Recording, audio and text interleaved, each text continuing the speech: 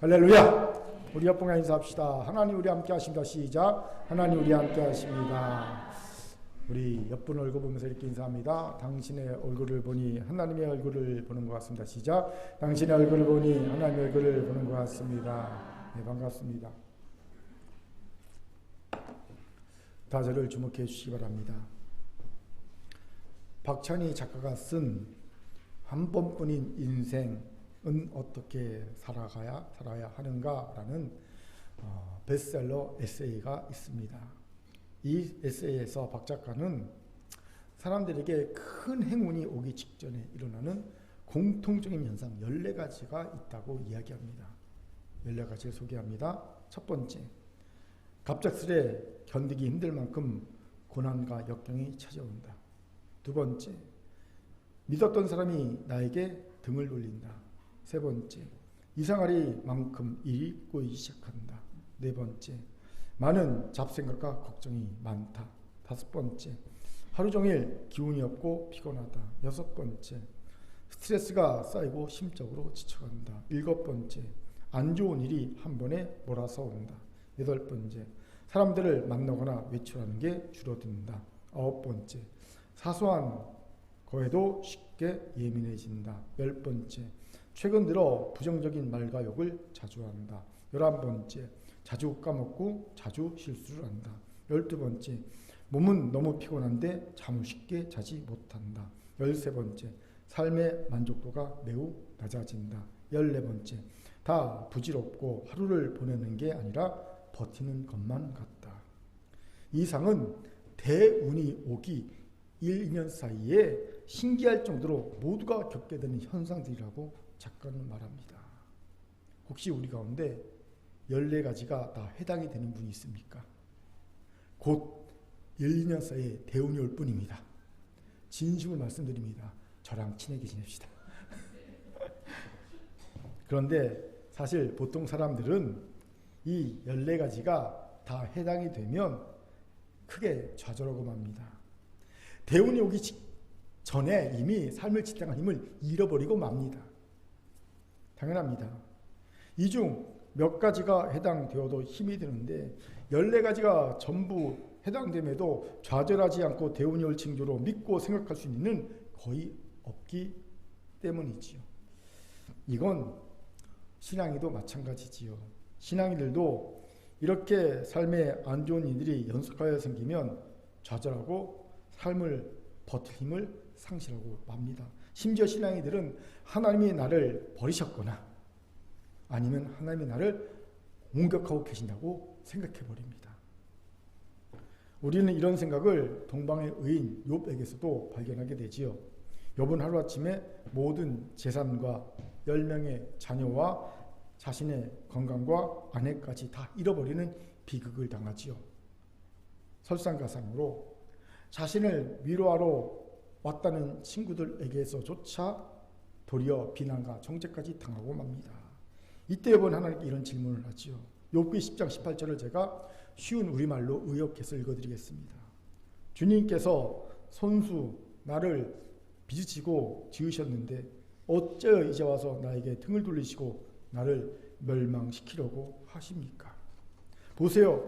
욥은 하나님이 손수 만드신 자신에게 왜 하나님이 이제 와서 등을 돌리시고 왜 이제 와서 나를 멸망시키려고 공격하신지를 묻습니다. 욥에게 하나님은 자신을 공격하시는 분으로 인식되고 있음을 보게 되죠. 그런데 이건 단지 욥이 경험과 질문만이 아니라 예상치 못한 고난을 당하는 신앙인들도 똑같이 느끼는 질문과 경험이기도 합니다. 그렇게 종교개혁자 마르틴 루터는 신앙인들이 하나님을 적으로 경험하는 것을 숨어 계신 하나님이라는 개념으로 설명한 적이 있어요. 쉽게 설명하면요. 실제적으로 우리를 공격하는 존재는 대적 사탄입니다. 하지만 하나님은 그 사탄 속에서도 일하시는 숨어 계신 하나님이라는 겁니다. 즉 사탄을 이용하셔서 그의 자를 공격하신 하나님이라는 것이요. 이것을 루터는요. 하나님의 가면이라고 말합니다. 사탄의 가면을 썼지만 사실은 본 얼굴은 하나님이시라는 거예요. 하나님의 가면이라고 표현합니다. 여기서 질문이 생기지요. 왜 하나님은 이렇게까지 하시는 걸까요? 이때 우리에게 필요한 것은요, 하나님께는 다 계획이 있으시구나 라는 믿음입니다. 이 믿음을 굳게 붙잡아야 합니다. 그리고 이 믿음을 가지고 생각해 봐야 합니다. 이때 우리가 어슴푸레하게나마 짐작할 수 있는 것이 있습니다. 바로 하나님이 주실 은혜와 복을 받을 그릇이 준비되었는가를 확인하시기 위함이라는 겁니다. 내가 은혜와 복을 줄 때 준비가 됐어? 이거 누릴 준비가 됐어? 받을 준비가 됐어? 이거 확인차 시험하시는 거라는 거예요. 우리는 이런 예를 아브라함에게서도 보게 되죠. 독자 이삭을 모리아산에서 번제로 바치라는 말도 안 되는 명령을 하나님이 아브라함에게 내리시죠. 하나님의 무자비한 공격입니다. 우리야 이야기의 전말을 다 알면서 이야기를 들으니까 그런가 보다 하고 넘어가지요. 모르고 당하는 아브라함의 입장에서는요, 이런 무자비한 명령을 내리신 분이 하나님이 맞아? 혹시 사단이 장난치라는 건 아니야? 라는 생각이 들만하지 않습니까? 충분히 들만합니다. 그런데 그 공격의 진짜 의도는 무엇입니까?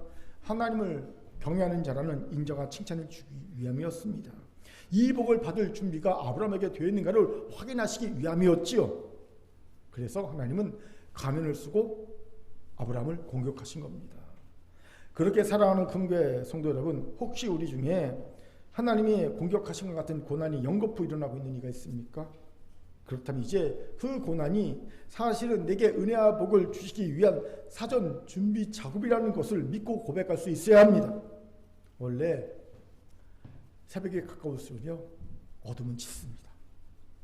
가장 짙은 어둠은요, 새벽녘의 어둠이에요.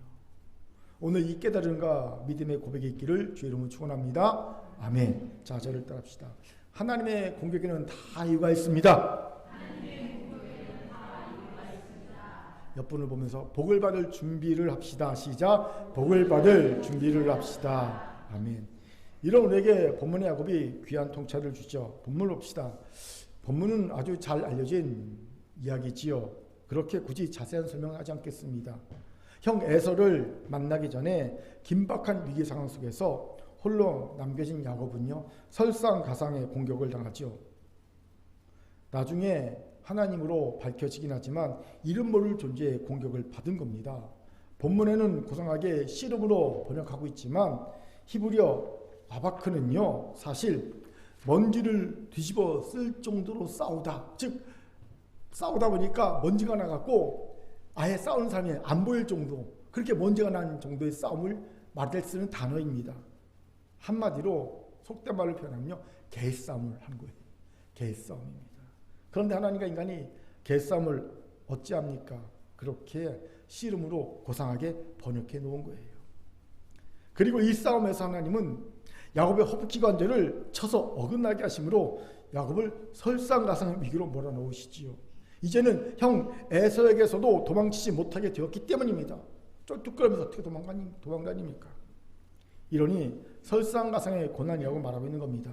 그런데 놀라운 대반전이 일어나죠. 하나님의 공격을 받은 야곱이 결국 하나님의 공격을 하나님의 축복으로 바꿔버렸다는 겁니다. 공격하신 하나님이 야곱을 축복해버리십니다. 같이 29절을 힘있게 읽겠습니다. 시작. 야곱이 청하여 이르되 당신의 이름을 알려주소서. 그 사람이 이르되 어찌 내 이름을 묻냐고 거기서 야곱에게 축복한지라. 아멘. 놀라운 반전이 알 수 없습니다. 자신을 공격하던 하나님을 자신을 축복하는 존재로 바꾸어 버렸으니 말이지요. 그리고 이제 야곱은 죽음의 공포에 휩싸였고 설상가상으로 하나님의 공격마저 받던 끔찍한 밤을 벗어나 희망에 찬 아침을 맞이합니다. 31절 같이 읽겠습니다. 시작. 그가 분예를 지날 때 해가 돋았고 그의 허벅다리로 말미암아 절었더라. 아멘. 여기서 해가 돋았고라는 구절에 주목합시다. 시편에서 보면 떠오르는 해는 생명을 새롭게 하는 것을 상징하거나 하나님이 구원하시려고 개입하는 것을 상징합니다. 지금 긴 고난의 밤을 통해 야곱이 하나님을 이겨먹으려 했던 사기꾼 야곱에서 하나님이 이기시는 삶을 사는 이스라엘로 새롭게 변화되었으며 이제 하나님이 그를 구원하시기 위해 직접 개입하실 것을 드러내고 있는 구절입니다. 해가 떠올랐다는 것은요, 이제 그가 변화됐고 이제 하나님이 그의 구원을 위해 직접 개입하셨다라는 것을 드러내는 증거하는 구절이지요. 이것이 놀랍습니다. 그리고 궁금합니다. 도대체 야곱은 어떻게 자신을 공격했던 하나님을 도리어 자신을 축복한 하나님으로 바꿔버릴 수 있었을까요? 그 비결을 알아 우리도 하나님의 공격으로 이해되는 고난을 하나님의 축복으로 바꾸어 큰 복을 누리는 한 해가 되기를 주의 이름으로 축원합니다. 아멘. 그 비결을 알아봅시다. 먼저 야곱은 자신의 한계를 절감했다는 거예요. 같이 24절 읽도록 하겠습니다. 24절 같이 읽죠. 시작. 야곱은 홀로 남았더니 어떤 사람이 날이 새도록 야곱과 씨름하다가. 아멘. 야곱은 재물과 함께 두 아내와 두 여종과 11아들을 인도하여 야복나루를 먼저 건너게 하고 자신만 홀로 남지요. 여기서 질문이 생기죠. 왜 야곱은 자신과 가족과 재산을 다 앞서 자신보다 강을 건너 보낸 후에 자신만 홀로 남았을까요? 이에 대해 예전에는요, 야곱이 여차하면 자신만이라도 살려고 주량량을 칠 요량으로 혼자 남은 줄 생각했습니다. 치사하지요. 그런데 이번에 본문을 묵상하면서 내가 야곱에 대해 야곱은 사기꾼이라는 선입견을 가지고 야곱을 오해할 수 있겠구나라는 생각을 하게 되었어요. 제가 그런 생각하게 된 이유가 있습니다. 바로 남았더니라고 번역된 히브리어 야타르 때문입니다. 히브리어 야타르는요, 본문에서 보듯이 어느 장소에 머물다라는 의미보다는 양의 개념이 강한 단어입니다. 즉 양이 남다, 양을 남기다, 양이 넘치다, 그래서 두고 가다, 따로 남겨두다 라는 의미의 단어고요. 이 단어에서 잉여, 나머지라는 뜻도 가지고 있음을 봅니다. 잉여물, 나머지 것. 지금 본문에 야곱이 잉여물, 나머지 것으로 홀로 남겨졌다고 말하고 있는 거예요. 그것도 야타르는요, 수동태로 쓰여 있습니다. 즉 야곱이 스스로 원해서 남겨진 것이 아니라 어쩔 수 없이 남겨진 것을 알려줍니다. 수동태를 통해서. 이것이 무슨 의미일까요? 야곱은 자신이 형 에서와의 갈등을 푸는데 아무짝에도 쓸모없는 존재라는 것을 생각했다는 겁니다. 자신보다 앞서 보낸 재물이나 아내들이나 자녀들은 형 에서의 분노를 푸는데 조금이나마 도움이 되겠지만 자신은 도리어 형의 분노를 부채질한 존재로 여겨진 거예요. 그러니 야곱은 스스로 생각하기에 잉여인간인 겁니다. 쓸모없는 인간. 고상하게 잉여인간이라고 잉여인간을 얘기했지만 적나라하게 표현하면요, 이 문제에서만큼은 쓸데없는 자, 쓰레기라고 느낀 거예요. 그렇게 야곱은 어쩔 수 없이 홀로 야복 나루터에 남아 있었음을 봅니다.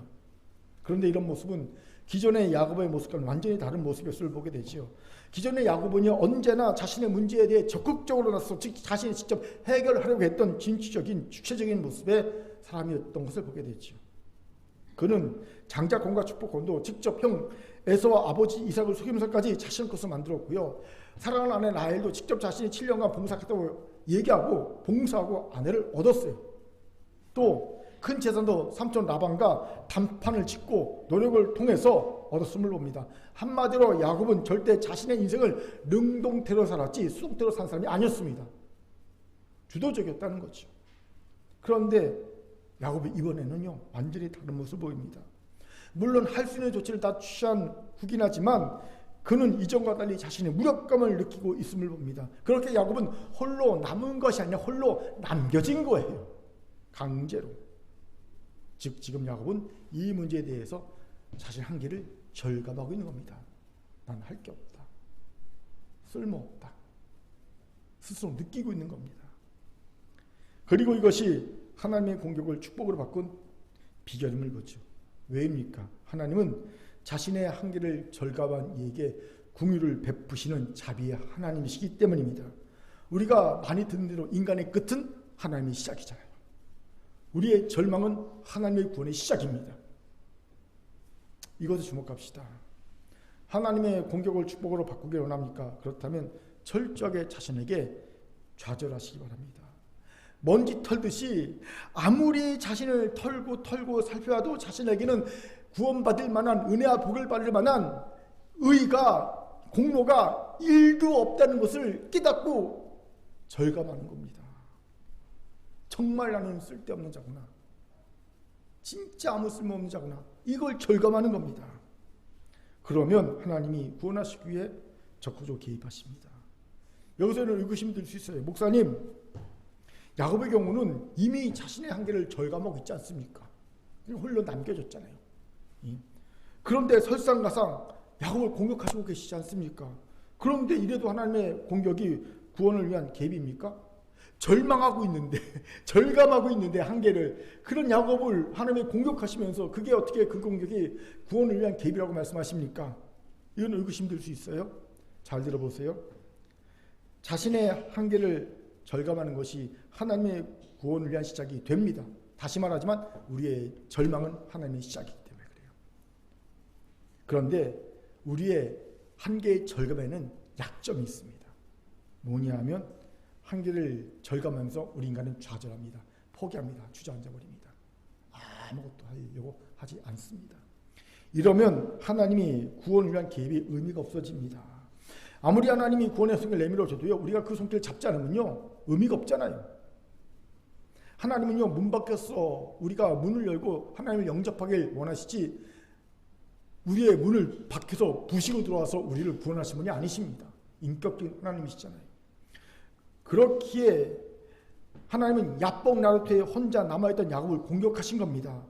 좌절하여 포기하지 말고 구원의 손을 내밀라는 겁니다. 한계를 절감했다고 좌절하고 포기하지 말고 구원의 손길을 뻗으라는 겁니다. 사람은 그렇더라고요. 죽고 싶다, 죽고 싶다. 이 죽고 싶단 말이 입에 달고 사는 사람이라도 정작 진짜로 죽음이 그 삶에 닥치면요 생존 본능이 강하게 발동합니다. 누구보다도 살고 싶은 욕망이 막 생겨나거든요. 하나님이 바로 이걸 의도하신 겁니다. 자신의 한계를 절감하고 좌절하여 주저앉던 야곱을 공격하심으로 다시금 야곱의 생존 본능을 자극하신 겁니다. 왜요? 그래야 하나님의 구원의 손길을 잡을 수 있을 것이기 때문이지요. 그렇기에 하나님이 고난 중에 있는 나를 설상가상으로 공격까지 하시는 것 같습니까? 자신의 한계를 절감한 것까지는 좋은데 그래서 좌절하고 포기하고 있기 때문입니다. 한계를 절감했다고 좌절하고 포기하고 있으면 하나님이 공격하십니다. 그러면 어찌합니까? 자신의 한계를 절감했습니까? 그렇기에 하나님께 도움을 청해야 합니다. 그렇기에 하나님이 내미신 도움의 손길, 구원의 손길을 붙잡을 수 있어야 합니다. 야곱은 하나님과 먼지가 나서 보이지 않도록 싸우지 않습니까? 사랑하는 긍휼의 성도 여러분, 하나님이 나를 공격하고 계십니까?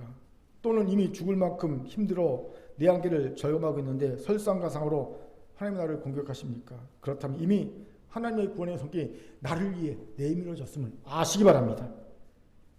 내가 그 손을 믿음으로 잡는 순간 즉시 하나님의 공격은 축복으로 바뀔 줄 믿습니다. 아멘. 제게 이런 경험이 있어요. 작년 12월쯤에 제가 스스로 제 심리 검사를 해봤습니다. 그런데 저는요 모든 문항에서 완벽하게 지친 사람으로 나왔어요. 하나도 안 빼고 모든 것이 다 지친, 완벽하게 지친 사람으로 나왔어요. 그래서 나름 대책을 세워서 쉬어야 되겠다고 생각했습니다. 그런데 이게 웬일입니까? 제대로 쉬지 못하게 이런저런 일들이 계속 제 개인적으로 또 교회적으로 계속 생겨나는 것이 아닙니까? 그때 기도하면서 깨달은 것이 있습니다. 아, 하나님이 나를 공격하시는구나. 자, 그 다음에 제가 무슨 얘기를 하는지 아십니까? 아, 하나님이 나를 공격하시는구나. 그리고 내가 한 말이 있어요. 내게, 큰 교회에게 큰 은혜를 주시려나 보다. 제가 그렇게 고백했어요. 와, 하나님 나를 공격하시네. 왜 이러시지? 하나님 너무하신 건 아니에요? 하나님 제가 저한테 어떻게 이럴 수 있어요? 그게 아니라 하나님이 나를 공격하시는구나. 아, 이제 2024년도에 큰 교회에게 내게 큰 은혜를 주시나 보다. 그렇게 지금의 저는요 하나님의 구원을 요청하는 손을 높이 들고 어두운 밤이 빨리 지나고 붉은 새벽에 해가 떠오르길 기다리고 있습니다. 이게 제가 상태예요. 하나님, 짙은 어둠의 밤이 금방 지나고 새벽이 올 줄 믿습니다. 동이 들 줄 믿습니다. 하나님, 제가 구원의 손을 높이 들오니 이 손을 붙잡아 주옵소서. 그렇게 기도하고 있습니다. 사랑하는 긍교의 성도 여러분, 우리같이 이 손을 듭시다. 이를 위해 우리 한계를 절감합시다. 우리는 쓸데없는 자입니다. 하지만 그럼에도 하나님은 우리를 불쌍히 여기시고 우리를 돌봐주시는 아버지 하나님을 믿읍시다. 이 믿음으로 좌절과 포기의 자리에서 일어나 우리의 구원을 위해 손을 내미신 하나님의 구원의 손길을 붙잡읍시다. 분명 하나님의 공격이 변하여 큰 은혜와 복으로 바뀔 줄 믿습니다. 아멘. 자, 저를 따라합시다. 쓸데없는 자라도 구원을 요청하는 몇 번을 보면서 손을 높이 듭시다. 손을 높이 듭시다. 아멘. 두 번째로 야곱이 하나님의 공격을 축복을 바꿀 수 있었던 비결로는요, 그가 헤라클레스 야곱이었기 때문이라는 겁니다. 헤라클레스 야곱. 무슨 말입니까? 우리 같이 25절을 힘있게 읽도록 하겠습니다. 같이 읽죠. 시작. 자기가 야곱을 이기지 못함을 보고 그가 야곱의 허벅지 관절을 치매 야곱의 허벅지 관절이 그 사람과 씨름할 때에 어긋났더라. 아멘. 25절을 보면서 놀랍지 않습니까? 저는 굉장히 놀랐습니다. 왜입니까? 야곱이 하나님과 씨름하면서 지지 않고 있기 때문입니다. 한마디로 야곱이 이미 천하 장사를 훌쩍 뛰어넘는 헤라클레스급의 힘을 가졌다는 거예요. 이런 헤라클레스급 힘을 가진 야곱에 대한 기록은요, 창세기 20장 10절에 나옵니다. 우리 같이 읽겠습니다. 시작.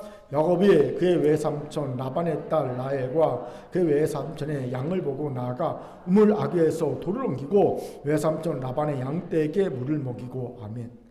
바다마람의 삼촌 라반을 찾아간 야곱이 삼촌의 딸 라헬을 양의 물을 먹이는 우물가에서 만나죠. 이때 우물은요, 누구 한 사람이 독차지하지 못하게 하기 위해 또 우물을 오염물로부터 지키기 위해 보통요 큰 돌로 이 우물 아귀를 막아놓습니다. 그런데 이건 진짜 큰 돌입니다. 창세기 29장 2절에도 큰 돌이라고 표현되어 있어요. 그런데 이때 이 큰 돌은요 장정이 여러 명이 붙어야 겨우 옮길 수 있는 무게의 돌입니다. 왜요? 한두 명이 옮길 수 있으면요 일찍 온 한두 명이요 얼른 치워버리고 자기한테 실컷 물 먹이고 그러면 다른 사람들은 물이 귀한데 손해나죠. 그러니까 모든 목자들이 다 와서 함께 힘을 써서 돌을 옮겨야지만 옮길 수 있는 그런 큰 돌로 막아놓는 거예요. 그래서 보면 지금 라헬도 목자들이 다 모일 때 기다리고 있는 거예요. 다 모여서 함께 돌을 옮겨야 되니까. 그런데 이 큰 돌을요 야곱 혼자서 옮깁니다. 그리고 라헬의 양떼를 삼촌 라반의 양떼를 물을 먹이죠. 헤라클레스급 힘을 가진 야곱이라는 거예요. 그리고 야곱에게 이런 힘과 체력이 있었기에 그가 하나님과의 씨름에서 지지 않고 하나님의 공격을 축복으로 바꾸게 했음을 알게 됩니다.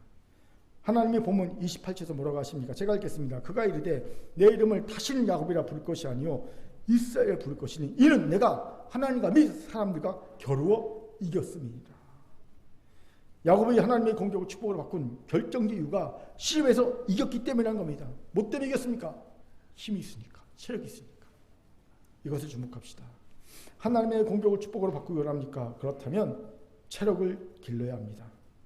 우리가 야곱처럼 헤라클레스급 힘과 체력을 가질 수는 없죠. 하지만 내가 이루고 싶은 것을 이루는 데 필요한 체력, 내 정신력을 보호해줄, 지탱해줄 그런 체력 정도는 가질 수 있어야 합니다. 이게 우리가 가질 체력이에요. 내가 원하는 걸 이룰 수 있는 뒷받침해주는 체력, 내 정신력을 보호해주고 뒷받침해줄 수 있는 체력 정도는 가지고 있을 수 있어야 합니다. 많이들이 재미있게 본 드라마 미생이라는 드라마가 있어요. 그 드라마에 명대사가 나옵니다. 소개합니다. 신입사원에게 해주는 조언입니다. 딱 회사생활을 딱 시작한 신입사원에게 이런 얘기를 해줍니다. 내가 이루고 싶은 게 있다면 체력을 먼저 길러라. 내가 종종 후반에 무너진 이유, 데미지를 입은 후 회복이 더딘 이유, 실수한 후 복구가 더딘 이유 다 체력의 한계 때문이야. 피로감을 견디지 못하면 승부 따위는 상관없는 지경에 이르지. 이기고 싶다면 내 고민을 충분히 견뎌줄 몸을 먼저 만들어. 정신력은 체력의 보호 없이는 구호밖에 안 돼. 맞습니다. 우리가 종종 후반에 무너진 이유, 데미지를 입은 후에 회복이 더딘 이유, 힐수, 복구가 더딘 이유는 다 체력 때문입니다. 우리가 아무리 대단한 정신력을 갖고 있어도 체력이 받쳐주지 않는 한 그 정신력은 공허한 구호밖에 되지 못합니다. 저는 이것을 저를 통해서도 발견합니다. 40대 중반까지 제가 날개를 단 듯 사역을 할 수 있었던 이유가 바로 체력에 있었다는 것을요, 그때는 깨닫지 못했어요. 정말 날아다녔거든요, 사역을. 근데 그 체력 때문이라는 걸 깨닫지 못했어요. 필요에 따라서 일주일 이상 잠을 꼬박 새고 안 자고 꼬박 새고 사역을 해도요, 버틸 수 있는 체력이 그때 제게 있었습니다. 14박 15일 동안 집회를 해도 새벽 2, 3시까지 14박 15일 동안 그렇게 집회를 해도 끝없이 버틸 수 있는 체력이 그때 제게 있었어요. 2박 3일, 3박 4일이 아니에요.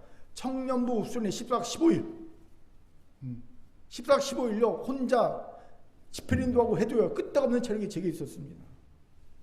10일을 금식해도 차를 몰고 다닐 수 있는 체력이 제게 있었어요. 10일 금식한 뒤에 청년들 기도원에 수련하는데 갔다가 돌아온 뒤에 강남 중앙도로에서 경찰한테 음주운동 단속을 받았습니다. 그 10일째 되는 날인데 부는데 음주 이렇게 뜨는 거예요. 난 10일 동안 아무것도 안 먹었는데 10일을 아무것도 안 먹으니까 온몸이 다 포도당을 보내버렸어요. 그래갖고 나와서 걸으래요. 걸었죠. 똑바로 걷잖아요. 제가 말했죠. 목사인데 지금 10일째 금식하고 있다고. 술은커녕 음식을 입에도 안 됐다고. 그랬더니 그냥 가라고 하더라고요. 끄떡없었어요. 10일 금식해도 끄떡없었습니다. 이번 주에 제가 사무실 정리했거든요. 책장도 옮기고 설교도 다 정리했습니다. 정리하다 보니까 우연히 2005년도에 시흥교회에서 사역할 때 청년들 데리고 남도 국토순례 한 적이 있어요. 남도길을요 다 걸어다녔어요. 청년들 데리고 큰 배낭을 메고 하루에 열 몇 시간씩. 그때 청년들이 기행문을 쓰게 했거든요. 기행문 하나가 발견된 거예요. 박지혜라는 청년이 쓴 기행문인데 그 기행문에 이런 대목이 있더라고요. 그대로 소개합니다. 나 목사님은 등에 큰 배낭 2개를 메고 왔다 갔다 하면서 지친 청년들 독려하고 있었다. 이런 대목이 있어요. 이 대목이 있는데 지친 청년의 배낭을 대신 메고서 제 배낭, 청년 배낭 2개 메고서 청년들 길게 늘었었잖아요. 앞과 뒤를 오고 가면서 지치지 말라고 여기서 무너지면 안 된다고 애들이 막 당장에도 그냥 쓰러지듯이 걸으니까 독려하면서 걷기를 포기하도록 했던 기억이 나더라고요. 그만큼 청년들보다 강한 정신력과 그를 뒷받침해주는 체력이 제게 있었다는 겁니다. 그러니 제가 생각했던 대로 살 수 있었습니다. 금식하고 싶으면 금식했고요. 14박 15일 집회를 하고 싶으면 집회를 했고요. 국토순례 일주일 내내 15시간씩 걷고 싶었으면 걸었고요. 그렇게 했었어요. 설령 영혼력에 데미지를 입어도요, 금방 회복할 수 있었습니다. 체력이 버텨주니까. 그런데 어느 순간부터 데미지 회복이 더뎌지더라고요. 제 생각이 그저 공허한 생각과 구호로 그친 일이 잦아졌습니다. 당연히 날개를 달고 날던 사역이 점점 추락하기 시작했어요. 저는 그것을 단순히 제 영적인 문제와 교회적인 문제 그리고 사회적인 문제에 기인한다고만 생각했습니다. 그런데 사실 이번에 기도원에서 기도하면서 깨달으신 것이 있었어요. 더 근본적인 문제는 체력이 있었다는 겁니다. 40대 중반이 되면서 특별히 당뇨, 고혈압인 지병이 생기면서 체력이 급감한 겁니다. 금방 피곤해지고요. 정말 마음은 원하지만 육신이 못 따라주는 낯선 경험을 하기 시작한 겁니다. 당연히 사역의 활력이 떨어지지요. 이제는요, 예전에 1년에 2번씩 일주일씩 금식했잖아요. 근데 이제 금식 못합니다. 3년 금식해도 둘째 날 절도합니다. 절도를 2번, 3번 합니다. 3일 동안에.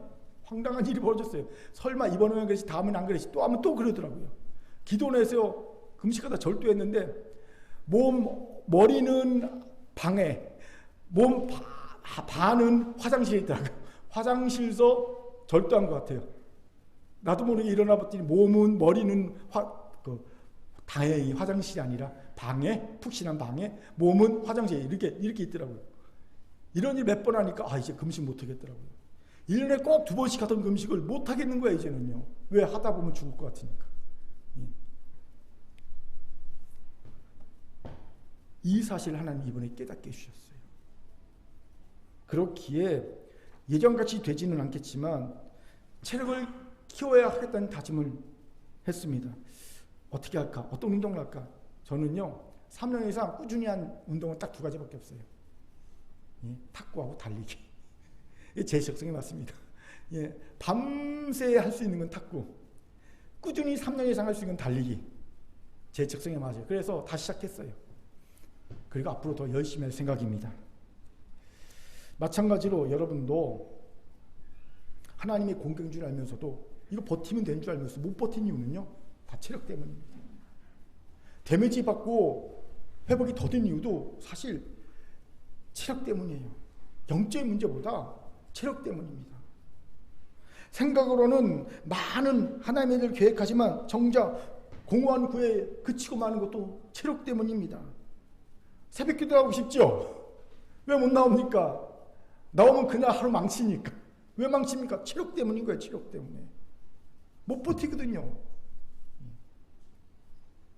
이런 저런 정신적인 영적인 데미지 받고 회복 느린 이유 체력 때문입니다. 그렇게 해서 여러분도 체력을 키우십시오. 이건 지극히 영적인 일이고요. 하나님께서는 반드시 해야 할 일입니다. 여러분 볼링 좋아하십니까? 제가 한때 볼링 좋아해갖고요. 볼링 공도 사고 볼링 신발도 사고 볼링 기구 다 샀어요. 지금도 안 했습니다. 그리고 정말 새벽 2, 3시까지 막 청년들과 볼링 쳤습니다. 그러다 사모님 혼난 적도 있죠. 시간 간지 모르고 새벽 2시까지 막 볼링 치다가 나왔더니 아이고 키를 차 안에 놓고 내렸네. 그래서 새벽 2시에 사모님께 전화해서 데려와 달라고. 여기 어느 볼링장이라고. 그랬던 적도 있어요. 예. 그런데 이 볼링 처음으로 즐긴 이가 누군지 아십니까? 독일의 성직자들입니다. 11세기 초 중세 독일 성직자들은요 케겔이라고 부르는 곤봉을 세워놓고 동그란 공으로 굴러 넘어뜨리는 의식을 진행했어요. 케겔은 악마를 상징하는 곡으로 여겨졌어요. 이거를 공을 굴려서 많이 넘어뜨리는 사람은 신앙심이 깊고 존중받는 사람으로 이어졌어요. 그러니까 레버리지가 높으면 신앙심이 좋은 거예요. 예? 볼링에서 에버리지가 높다, 퍼펙트다 그러면 그 사람은 최고인 거예요. 그렇게 여겨졌어요. 이 행위가 점점 다듬어져서요 16세기 마틴 루터가 기본적 규칙을 제정하고요 그 핀도 9개로 딱 정해졌어요. 그리고 볼링을 시작했어요. 그러니까 현대적 의미의 볼링은 마틴 루터에서 시작된 거라고 보면 됩니다. 그 바쁜 종교개혁 하면서도. 루터가 왜 이런 일까지 했는지 아십니까? 체력이 곧 영역이기 때문입니다. 그렇게 사랑하는 큰교회 성도 여러분, 이제 우리 운동합시다. 저는 여러분이 주중에 뭐 말씀 읽고 기도하는 거 좋습니다. 근데 그만큼도 운동하시기 바랍니다. 예. 말씀 기도만 하지 마시고 운동하세요. 걷기든지 좋아하는 구기 운동 하시기 바랍니다. 또 주일 예배 마치고 수다 떠는 거 좋습니다. 그런데 날 풀리면요 운동할 때 좋은 데 많지 않습니까? 좀 족구도 하고 배구도 하고 농구도 하고 운동 좀 하시기 바랍니다. 예, 얼마나 좋습니까? 이거 체력이 곧 영역입니다. 그래서 우리 모두 하나님의 공격을 축복을 받을 수 있는 체력을 가질 수 있는 큰 교회 성도가 되길 바랍니다. 아멘. 나는 힘이 드는데 걸으세요. 나이 들어서 제일 큰 자산은요 허벅지예요. 예. 나이 들면 여러분 70 넘어가면요 75세 넘어가면요 걷는 것이 큰 축복입니다. 잘 걸을 수 있으면요 그것만큼은 복이 없어요. 그러려면 허벅지가 재산이 제일 비싼 재산이에요. 허벅지 튼튼히 만드시기 바랍니다. 이런 설교하는 목사 있습니까? 허벅지 튼튼하게 만들고 꼭 하시기 바랍니다. 자, 저를 따라합시다. 체력이 곧 영역입니다. 엿보면서 운동합시다. 운동합시다. 바쁜데요 핑계대지 마시고요. 세 번째로 야곱이 하나님의 공격을 축복을 받고 있었던 비결은요 야곱이 기도했다는 겁니다. 길지만 우리 32장 9절부터 10절까지 읽겠습니다. 시작. 야곱이 또 이르되 내 조부 아브라함의 하나님 내 아버지 이삭의 하나님 여호와여 주께서 전에 내게 명하시기를 내 고향 내 족속에게로 돌아가라 내가 내게 은혜를 베풀리라 하셨나이다. 나는 주께서 주의 종에게 베푸실 모든 정과 모든 진실하심을 감당할 수 없사오나 내가 내 지팡이만 가지고 이 요단을 건넜더니 지금은 두 때나 이루었나이다. 내가 주께 간구하오니 내 형의 손에서 에서의 손에서 나를 건져내시옵소서. 내가 그를 두려워함은 그가 와서 나와 내 처자들을 칠까 겁이 나기 때문이이다. 주께서 말씀하시기를 내가 반드시 내게 은혜를 베풀어 내 씨로 바다에 셀 수 없는 모래와 같이 많게 하리라 하셨나이다. 아멘. 에서를 만나기 전에 한 야곱의 기도입니다. 그런데 아십니까? 이 야곱의 기도가 창세기에는 유일한 구체적인 기도입니다. 창세기에는요, 구체적인 기도가 하나도 없어요. 이것만 있습니다. 유일하게 야곱이 기도하고 있어요. 창세기에는요. 놀랍지요. 그런 학자들의 이야기에 따르면 이 야곱의 기도문은 후대에 첨가되었다고 합니다. 질문, 왜 창세기의 저자는 이 기도를 후대에 첨가했을까요? 학자들은요, 야곱의 이스라엘의 조상이잖아요. 그러니까 이스라엘 조상인 야곱의 경건함을 부각시키기 위해 그의 기도문을 첨가했다라고 주장합니다. 그럴 수 있죠. 그런데 저는 다르게 생각합니다. 저는요, 야곱이 하나님의 공격과 축복을 받고 결정적인 이유를 알려주기 위함이라고 생각합니다. 그렇습니다. 야곱은 기도했습니다. 그는 자신이 하나님의 약속대로 큰 부자가 되어 고향 족속으로 돌아가고 있으니 형 에서의 손에서 건져내달라고 기도하게 됩니다. 하나님, 나 약속대로 큰 부자 돼서 고향 가지 않습니까? 그러니 당연히 저 살려주셔야지요. 그렇게 기도하고 있는 거예요. 또 그는요, 조상 아브라함에게 주신 하나님의 약속을 내가 승계했습니다. 그러니 그 약속을 계속 이어가려면 저를 살려주셔야죠 라고 말하고 있는 겁니다. 보세요. 자신의 씨가 바다에 셀 수 없는 모래와 같게 되리라 약속하셨다 말씀하잖아요. 이거 아브라함의 한 약속 자기가 승계했다는 거군요. 나 아브라함의 약속 승계했습니다. 그러니 나 살려주셔야 되는 거 맞지요? 이렇게 기도하고 있는 겁니다. 이런 야곱의 기도를 높이 산 선지자가 바로 호세아 선지자입니다. 그는 호세아서 12장 3절부터 6절까지 해서 야곱이 하나님을 이기고 공격을 축복을 받은 이유로 야곱의 울음과 간구라고 해석합니다. 그 이유가 야곱이 울면서 기도했다는 거예요. 호세아 12장 4절만 같이 읽겠습니다. 시작. 천사와 겨루어 이기고 울며 그에게 간구하였으며 하나님은 베델에서 그를 만나셨고 거기에서 우리에게 말씀하셨나니 아멘. 이것에 주목합시다. 하나님의 공격을 축복으로 바꾸기 원하십니까? 그렇다면 일단 기도하세요. 울며 기도하세요. 그것도 그냥 울며 기도하지 말고 하나님의 약속의 말씀을 주장하면서 울며 기도하세요. 이것 마치 하나님께 하나님의 사인이 있는 계약서를 내미는 것과 같습니다. 하나님은 신실하시기에 자신의 사인이 있는 계약서를 내미는 기도 무시하지 않으십니다. 그대로 반드시 행해 주십니다. 그렇게 기도할 때 하나님의 약속을 주장하는 것은 지혜로운 일입니다. 그런데 우리의 문제는요, 계약서가 없다는 겁니다. 즉 약속이 없다는 겁니다. 왜 약속이 없는지 아세요? 계약서가 없는지 아세요? 하나님의 약속을 믿지 않기 때문에, 마음판에 해결하지 않았기 때문에 없는 거예요. 계약서가 없는 겁니다. 말씀이 없는 거예요. 또 우리는요, 계약서는 있어요. 그런데 하나님 사인이 없어요. 자기 멋대로 하나님의 약속을 주장하고 하나님 뜻대로 주장하자고 내 욕심대로 주장하고 하나님께 계약서 써 미는 겁니다. 근데 하나님 보시니까 하나님이 사인 안 해주셨잖아요. 여러분, 이런 기도는요, 효력을 발휘하기 힘듭니다. 그렇게 이제 말씀을 믿으세요. 내 말씀을 믿고 마음판에 새기고 순종하시 바랍니다. 또 내 욕심이 아닌 하나님의 뜻을 따라 기도 제목을 삼으세요. 이러면 정상적인 계약서가 작동됩니다. 이 계약서는 하나님 무시하지 않으십니다. 신실하게 응답해 주십니다. 이 계약서를 갖고 기도하시기 바랍니다. 어떻게? 울며. 하나님 여기 있지 않아요, 계약서. 이렇게 기도하는 거예요. 그런데 하나님이 야곱에게 원하셨던 것은 이것 외에 또 다른 기도였음을 보지요. 무엇입니까?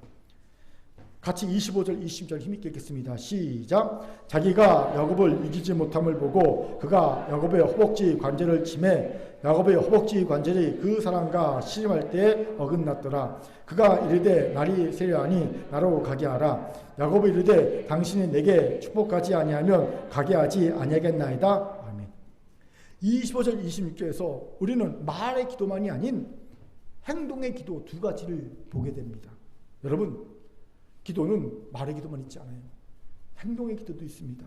여러분, 우리가 언어로 전달하는 것도 뜻도 있지만 행동으로 전달하는 뜻도 있지 않습니까? 사실 그게 또 강력하지요. 예, 남편들이 아내가 말이 아닌 행동으로 전달하는 뜻 알아듣지 못해서 곤욕을 당하는 경우가 흔히 있지 않습니까? 목회도 그렇습니다. 성도들이 말로 안 하고 행동으로 뭔가 자기 뜻을 표현할 때 그걸 잘 들어봐야 돼요. 잘 캐치해야 합니다. 그거 못하면요 목회도 참 어려워집니다. 그래서 저는요 말로 하는 뜻전달도 잘 보지만 사실은 말이 아닌 행동으로 하는 뜻전달도 유심히 봅니다. 그게 더 중요하거든요. 그게 더 강력합니다. 마찬가지로 여러분 기도에도 말의 기도 외에 행함의 기도가 있습니다. 하나님 그거 원하십니다. 25절부터 26절까지는 두 가지가 나오는데요. 무엇과 무엇인지 아십니까? 바로 발버둥의 기도와 매달림의 기도. 발버둥과 매달림입니다. 여러분 야곱이 어떤 행동이 발버둥이고 어떤 행동이 매달림인지 아세요? 간단합니다. 하나님이 야곱의 허벅지 관절을 치기 전까지가 발버둥이고요. 관절을 치고 난 뒤가 매달림입니다. 그런데 발버둥과 매달림에는 차이가 있습니다. 어떤 차이입니까?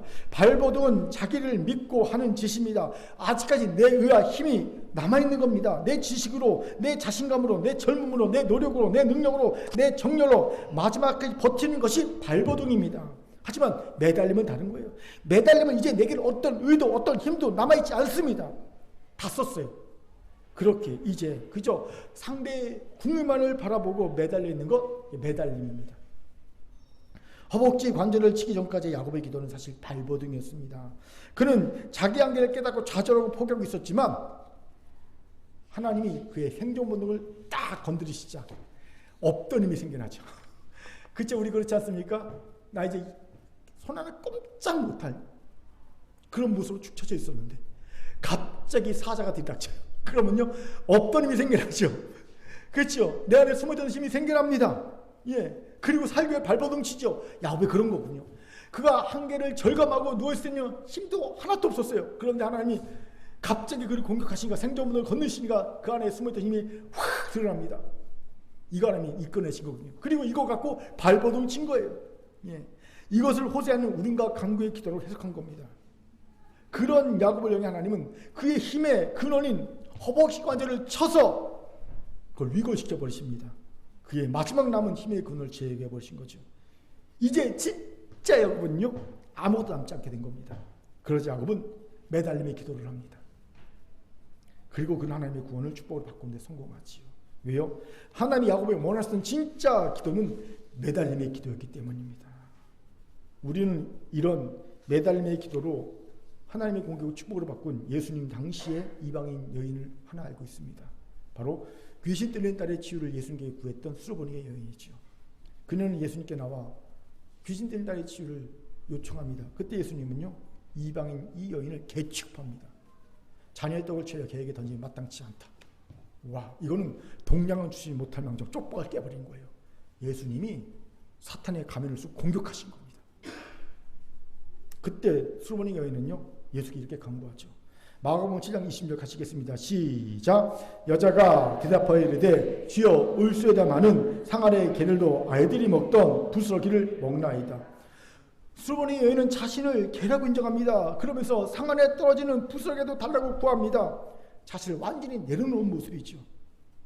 그리고 이 모습이야말로 전형적인 매달려 있는 이의 모습입니다. 왜요? 매달리는 오직 하나님의 궁을만 의지하기 때문에 그렇게 자기 자존심 없어요. 매달리는 자존심 없습니다. 어디 자존심을 내세웁니까? 아무것도 없어요. 그냥 도와달라나요. 궁을만 구하는 거예요. 하나님은 예수님은 이 여인의 매달림의 기도에 응답하십니다. 그 즉시 딸을 고쳐주시죠. 그렇게 사랑하는 큰교회 성도 여러분, 우리가 강구를 하나님의 약속을 주장하며 기도했습니까? 잘하셨습니다. 기도의 첫 단계를 밟은 겁니다. 하지만 거기서 머물지 말고 더 나아가세요. 이제 행동의 기도도 하세요. 끝까지 발버둥 치는 겁니다. 내 허벅지 관절이 위골될 때까지. 아 목사님 그냥 매달리면 바로 가면 안 됩니까? 왜 굳이 발버둥까지 갑니까? 죄송하지만 이거 꼭 거쳐야 합니다. 우리 인간 중에 발버둥의 단계를 거치자고 매달리면 바로 갈 수 있는 인간은 하나도 없습니다. 그래요. 무조건 우리는요 발버둥의 단계를 반드시 거쳐야 되는 그런 인간들입니다. 하나님은요 우리가 발버둥 치면서 버틸 때까지 버티는 거 보십니다. 그러다가 힘이 다 빠질 때쯤 우리 허벅지 관절을 딱 치십니다. 그럼 이제 우리가 선택을 하는 거예요. 이때 하나님께 매달릴 것인지 아니면 하나님 너무하시네. 어쩜 나한테 이럴 수 있어. 그러면서 포기하든지. 진짜 안타까운 것은요 많은 성도들이 발버둥 치다가 하나님이 그 허벅지 가지를 딱 찢어버리면요, 그 바로 매달림으로 가는 것이 아니라 난 할 만큼 했어요. 하나님 자존심 내세우고 난 할 만큼 했어요. 포기. 내게 이룰 수 없어요. 이제 하나님 안 믿어요. 잃어버린다는 거예요. 그러니 하나님의 복을 바꿀 수 없는 겁니다.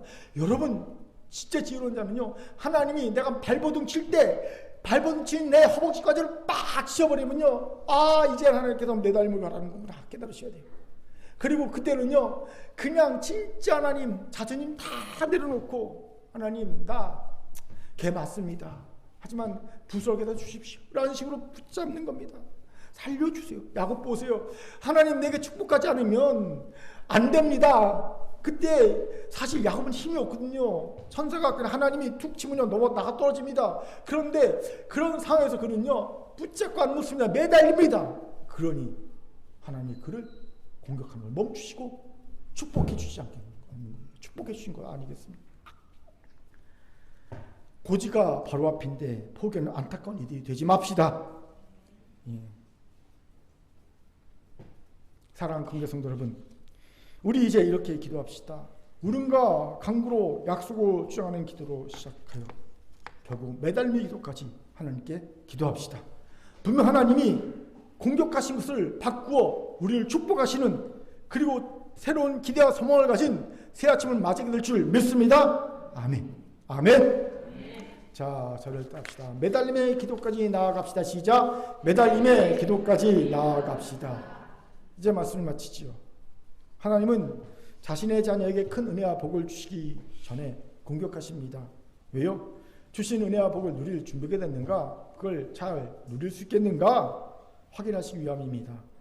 그런데 우리는 이 사실을 머리로는 알고 있어도 실상 내가 그게 닥치면요, 믿지 못합니다. 아는 거 다 싹 까먹습니다.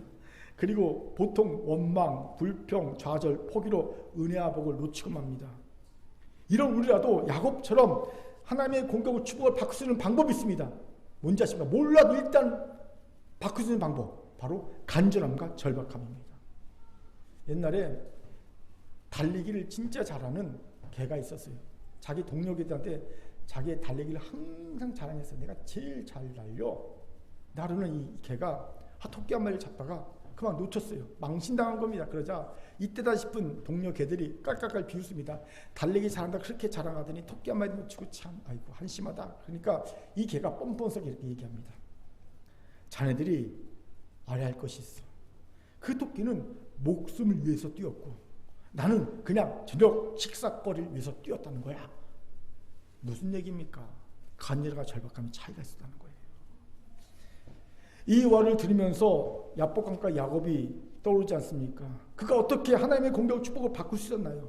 주신 말씀 한번 기억해 볼까요? 첫 번째, 그는 자신 한계를 절감했으며 그럼에도 하나님의 구원 요청의 소원을 들었기 때문입니다. 두 번째, 그는 자신의 소원과 의지를 뒷받침해 줄 만한 헤라클레스급 체력이 있었기 때문이었어요. 세 번째, 그는 울음과 간구의 기도, 발버둥의 기도, 그리고 매달림의 기도까지 했었기 때문이라는 겁니다. 그런데 이 모든 것을 가능케 한 가장 근본적 힘이 뭘까요? 살기 위해서였어요. 절박함, 간절함이 그런 이 하나, 둘, 세 개를 다 가능케 했다는 겁니다. 우화를 들으며 야곱이 생각난 이유입니다.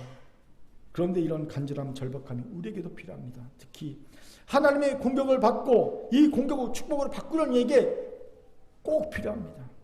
저는 자꾸의 한국 사회가 하나님의 공격을 받고 있다고 생각합니다.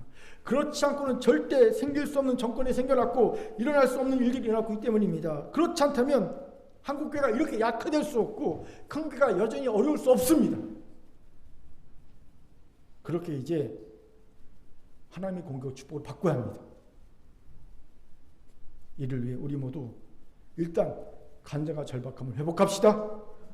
이 간절과 절박함을 가지고 야곱처럼 한계를 절감하며 하나님의 구원의 요청에 손을 높이 듭시다.